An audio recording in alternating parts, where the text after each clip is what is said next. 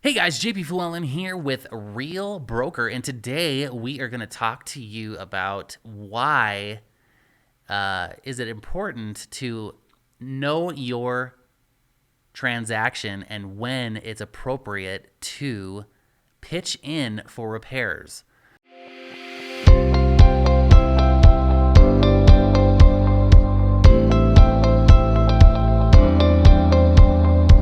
This is something that we run across quite a bit in this industry, and usually it's more about negotiation tactic than it is about throwing in the towel and spending money on paying for repairs.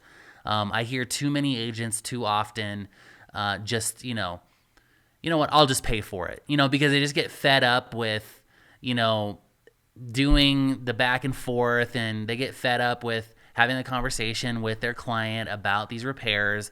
And really what it comes down to is it's more about communication and it's more about understanding than it is about spending money on repairs. And, because the buy side, the sell side, it's coming down to like $200 or $300. And I get it. Sometimes you just can't get past that part. But if you get into a habit of doing that, it's just your go-to, like your safe place. You just go to that. Hey, you know what? I'll just pay for it.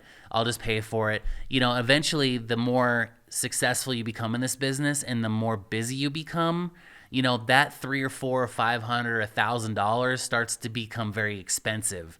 Now the cost of doing business becomes very pricey because it's a lack of embracing those difficult conversations rather than just throwing in the towel and saying, you know what, I'll just cover it, because in order for you to get better at your job as a real estate agent, then the more you're going to fall into this trap. So you just got to get better. You got to practice. You got to embrace the difficult conversations.